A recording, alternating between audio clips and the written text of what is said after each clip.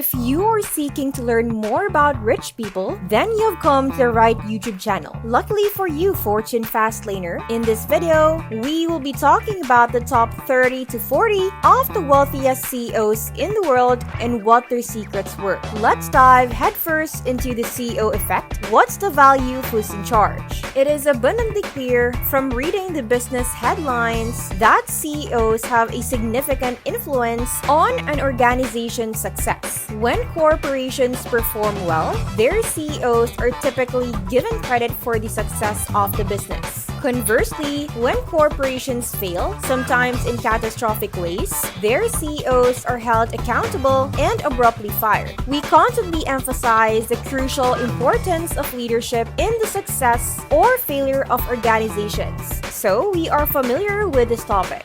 But how crucial is it for businesses to appoint the proper individual to the position of leadership, and what is the worth of a successful CEO? This issue has been researched by numerous management academics using a range of data sources and techniques. We evaluate the key studies on the subject and provide our findings in light of their findings.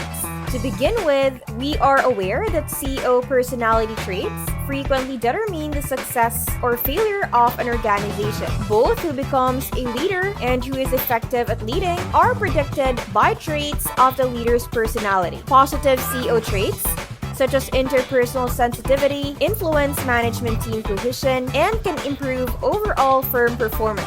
Conversely, negative traits such as narcissism negatively affect a leader's decision-making and can result in organizational failure. Lastly, CEO bright and dark side personality traits include unethical behavior, fraud, sexual misconduct that frequently endanger the corporation and have long-term effects on the reputation of the business. But in terms of the business's bottom line, is there a discernible impact? Researchers discovered in the 1980s that CEOs could affect changes in a company's stock price while controlling for company size. In the early 2000s, researchers began reporting the impact of CEOs on profitability and return on assets, with estimates ranging from 15% of the total variance in profitability to 29% of the variance in ROA. Using a different metric, researchers are now concentrating on firm value, using Tobin's Q, and estimate that CEOs are accountable for a firm. These performances estimates may actually be higher. 38% of ROA variance explain that what has been previously reported as the management field continues to improve its methodologies and take context into account. Of course, the degree of managerial discretion also plays a role because CEOs can only have an impact on their company's performance when given enough freedom to steer the ship around obstacles and chart new strategic directions. Thankfully, we are in a fantastic position to assist businesses in navigating this uncertainty. Even with a modest estimate of 10% to 20%, this still represents a considerable influence that CEOs have on the financial results of their organizations. Selecting the right leader can lead a company forward, and choosing poorly will set the organization back several steps. The cornerstone of best practices for long-term business success is retaining exceptional individuals, investing in their growth, and hiring a great CEO. We created an industry-leading C-suite personality standard that is connected to corporate financial performance. We are using this information to produce fresh study articles that relate the CEO's personality to business performance. Our results support the importance of having a CEO with the ideal mix of personality traits. As a matter of fact, CEO agreeableness, or the capacity to create positive working relationships at all organizational levels, aids in team cohesiveness, engagement, and eventual firm financial growth. We update you with a list of the top 30 to 40 wealthiest CEOs in the world Fortune Fastlane. These are the executives who rank among the elite in terms of their net worth and power. Top 30. Kjell Kirk Christiansen with a net worth of $6 billion. Danish entrepreneur Kjell Kirk Christiansen has a $6 billion net worth. He is one of the wealthiest people in Denmark thanks to his fortune. Although he once held the title of Denmark's richest man, Anders Hoch Poulsen and Niels Louis Hansen have recently surpassed Christiansen in terms of wealth. Kjell Christiansen was left as the owner of 51% of Lego following a family restructuring in 2011. The other 49% is owned by further family members and the Lego Foundation, the family's charitable foundation. After receiving his MBA, Christiansen joined the family firm and was subsequently elected to the board of directors. He was not simply sitting back and taking wages and dividends. The first, later iconic small Lego figures were created by Christiansen himself. Since their 1978 debut, Lego miniature figures have sold in record numbers all around the world. Under Christiansen's direction, Lego expanded quickly during the following 2 decades. The corporation started establishing theme parks and obtaining branding licenses from other IP owners, including Star Wars in the 1990s. The first Lego set with a Star Wars theme was produced as a result of this IP expansion in 1999, and it was an enormous success that sparked numerous more such collaborations. Kjell Christiansen was appointed chairman of the family's investment firm in 1996. Crickby manages the family's 75% ownership of Lego. The Lego Foundation, the family's charitable organization, is the owner of the remaining 25%. Sadly, the decade that followed was less productive. Due to increased competition from businesses like Hasbro, the corporation was actually losing money in the beginning of the 2000s. Over 1,000 employees were let go by Lego under Christiansen's leadership, and numerous product lines were discontinued. After the business lost $330 million the previous year, he left his position as CEO in 2004. Thomas, his son, was put in charge. The following year, Lego sold a 70% stake in its theme park division to private equity behemoth Blackstone for $457 million in an effort to stabilize its finances. Top 31, Margarita Louise Dreyfus, with a net worth of $6 billion. Margarita Louise Dreyfus is a successful entrepreneur who was born in Russia. Her estimated net worth is $6 billion. After Robert Louis Dreyfus passed away from leukemia in 2009, Margarita Louise Dreyfus took over her husband's massive commodities company, the Louise Dreyfus Group. She made the decision in October 2012 to sell the firm's energy trading division because she was the group's CEO and chairperson. A $350 million bond issuance on the Singapore market marked Margarita's first time in the 160-year-old company's history of raising finance through public markets. Reportedly intends to invest over $7 billion in acquisitions over the following 5 years. Additionally, it appears that she is preparing her 3 children to join the 53-country presence of the International Trade Group. She enrolled her twins, Kyril and Morik, in a boarding school in Singapore, according to recent reports. Eric, her oldest son, was completing an internship at Glencore, a rival company. Margarita married Robert in 1992 after they met on a plane in 1988. They both got married for the second time. Julia Louise Dreyfus, a cast member of Seinfeld, is married to Margarita's cousin. Gerard Louis Dreyfus, the millionaire father of Julia, was Margarita's late husband, Robert's first cousin. Top 32, Marvin Davis, with a net worth of $6 billion. Marvin Davis's net worth was $6 billion at the time of his death in 2004. He was an American industrialist and philanthropist. Davis turned his first fortune from oil into a career in the entertainment business. In addition to owning prominent businesses including 20th Century Fox, the Beverly Hills Hotel, the Pebble Beach Corporation, and the Aspen Skiing Company, he served as the chairman of Davis Petroleum. Marvin sold off the majority of his oil holdings in 1981 for $600 million. That is equivalent to about $1.7 billion in today's money. Later that year, for $725 million, He and a partner purchased the movie company 20th Century Fox. 4 years later, he sold Rupert Murdoch the studio. Marvin made a $300 million profit off of the deal. He started buying real estate assets at this time, including the Beverly Hills Hotel, Aspen Skiing Company, and the Pebble Beach business, which held the Pebble Beach Golf Links. In 1990, he sold Pebble Beach for $841 million. Davis' daughter, Patricia, was a party to family problems that he was involved in. In addition to having a research building named after him at Cedars-Sinai Medical Center in Los Angeles, California, he assisted in creating the Carousel of Hope Gala, which raised money for children with diabetes. Davis contributed significantly to the Democratic Party. Barbara Levine and Marvin have 5 children together, along with a large number of grandkids. They bought the Knoll from Kenny Rogers, a 45,000 square foot home in Beverly Hills. At the age of 79, Marvin Davis passed away on September 25, 2004. Top 33, Richard Devos, with a net worth of $6 billion.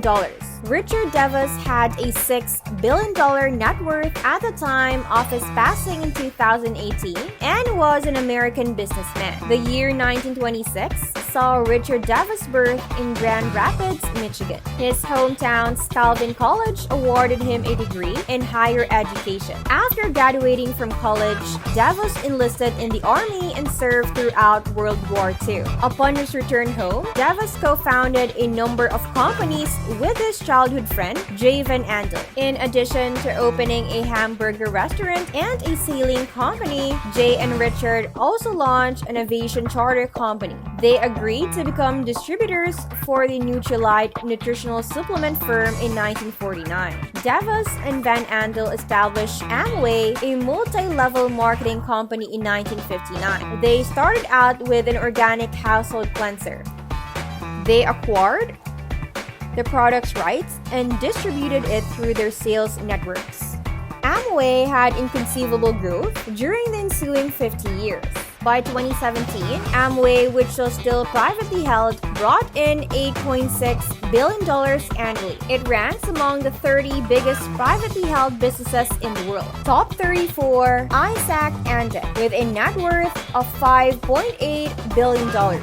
Isaac Andick has a net worth of $5.8 billion and is a successful businessman from Spain. Together with his brother Naaman Andick, Isaac Andick co-founded the clothes design and manufacturing business Mango in 1984. Since then, Mango has expanded into a business that now controls roughly 2,600 outlets in 109 nations, ranging from the Dutch Antilles to China, and producing 82% of its sales outside of Spain. Over the past few years, the company, which gained notoriety for creating and offering stylish, moderately priced women's clothing, has launched 800 corner boutiques inside of other merchants. This did not, however, stem the decline in sales and profitability, particularly in 2011. As a result, Mango made several significant modifications, such as a 20% price cut, a return to simple designs, and an internal shift in apparel production. He by Mango, the retailer's line for men, is currently overseen by Isaac's son and heir apparent, who also assumed the role of deputy president in 2012, directly beneath his father on the organizational leader. Additionally, Miranda Kerr, an Australian model, recently took Kate Moss's place as the brand's face. Along with Mango is a shareholder in Banco Sabadell, one of Spain's biggest banking organizations. In the 1960s, the media-averse businessman's family immigrated from Turkey to Spain. Isaac Andick, one of Spain's wealthiest individuals at the moment, enjoys spending his free time sailing on his boat, the Nirvana. Top 35, Dennis O'Brien, with a net worth of $5.6 billion. Dennis O'Brien has an estimated net worth of $5.6 billion. He is an Irish billionaire, the founder of Digital Group. One of the world's fastest growing mobile operators is Dennis O'Brien. O'Brien became a cell phone mogul after making substantial profits from the mobile phone network provider that runs across Central America, the Caribbean, and the Pacific Islands. In spite of its significant debt, the business expanded its revenue and subscriber base in the 2012 fiscal year. O'Brien is currently focused on Myanmar, as the former government has millions of new potential consumers after sanctions were loosened. In addition to watching his wealth increase, he also committed to philanthropy, particularly in the earthquake-damaged regions of Haiti, where Digicel has built nearly 100 schools and plans to construct an additional 50 in the coming year. Born to a human activist father, he strives to run his businesses with an 80-20 philanthropic to business philosophy. Top 36, Horse Coleman, with a net worth of $5.6 billion.